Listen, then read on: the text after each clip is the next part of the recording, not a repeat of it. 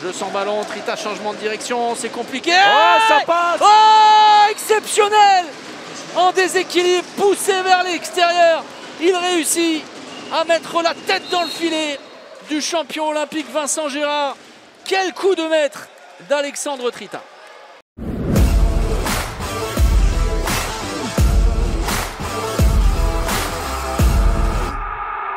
Bonjour à tous, bienvenue dans le débrief. J'espère que vous allez bien. Dans ce débrief aujourd'hui, on va revenir sur les faits marquants de la 6e journée de l'Ikimoli Star League. Et beau programme puisqu'on va parler du 1000e but de Valentin Porte, du 2500e arrêt de Michael Robin ou encore des 19 arrêts de Julien Meyer. Mais pour commencer, vous avez vu les belles images de la roucoulette d'Alexandre Trita en ouverture de ces débriefs. Eh bien, on va revenir sur la défaite de Chambéry. Et oui, Chambéry qui s'incline 36-29 face à Paris. C'était dimanche après-midi. Les Chambériens ont tenu tête, mais ont dû s'incliner. En tout cas, le spectacle était au rendez-vous, dans une belle salle, des supporters surchauffés. Et vous, si vous étiez devant Beansport, vous avez dû vous régaler. Je sais pas vous, mais nous, on prend notre pied. On prend notre pied, on joue bien. Les résultats sont là. Il y a des petites coquilles de temps en temps à la maison. Ça, c'est notre petit péché mignon, mais je trouve qu'on est bien. Je trouve qu'on est bien, on prend du plaisir, on fait du beau spectacle. Je sais pas vous, moi j'aime bien. Voilà, alors apparemment Arthur Anctil, il aime bien. Alors vous aussi, n'hésitez pas à nous dire si vous avez aimé, si vous avez moins aimé, si vous êtes allé voir des matchs en ce début de saison. N'hésitez pas à nous raconter tout ça en commentaire. Jeudi soir, Nîmes s'est incliné à Aix-en-Provence 28-27.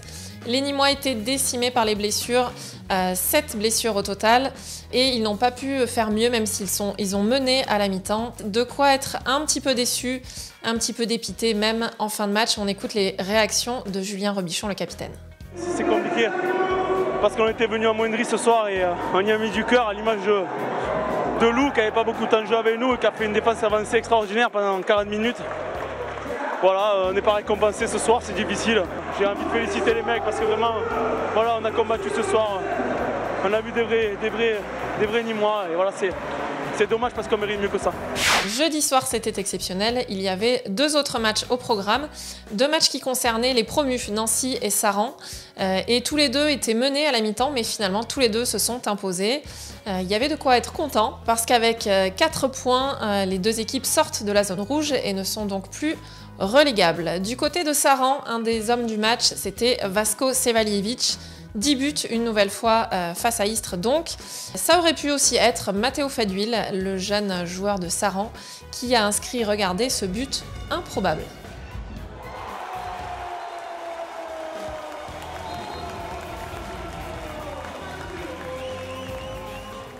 Ce week-end, parmi les hommes forts, il fallait compter sur les gardiens de but, avec notamment Michael Robin qui a réalisé son 2500e arrêt en carrière.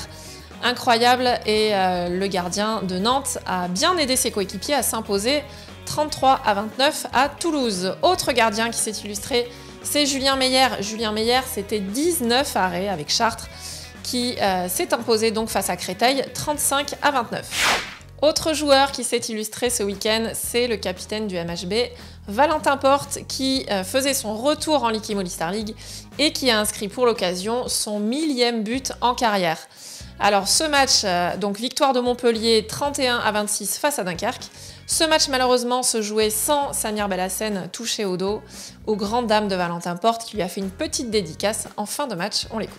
Ça reste anecdotique et rigolo. Ça aurait été moins anecdotique si c'était Samir Belhassen au but, et là ça aurait été vraiment quelque chose de magnifique. Je m'en serais rappelé toute ma vie, mais non, c'est cool, ça veut dire que j'avance bien, que je vieillis, mais voilà, je ne vais pas m'arrêter là, j'espère en marquer d'autres et aider le MHB à s'imposer.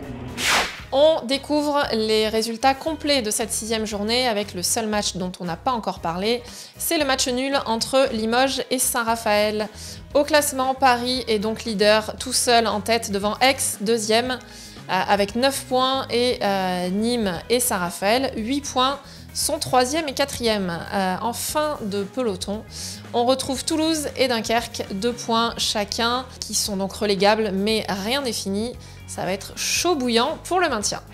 En Pro League, c'est Ivry qui a pris la tête. Ivry, Célestat et Dijon sont tous les trois en tête avec 10 points. À noter la belle victoire de Dijon sur Tremblay et celle d'Ivry à Célestat. Remarquez également la première victoire de Besançon qui s'est imposée de manière assez surprenante face à Massy. Et en fin de classement, on retrouve Sarrebourg et Angers qui ferment la marche avec 2 points chacun. Là aussi, la bataille va être chaude toute la saison. Le programme de la semaine est à nouveau bien chargé puisque ça commencera dès ce soir avec le retour de la Coupe d'Europe EHL pour Nantes, Toulouse, Aix et Nîmes.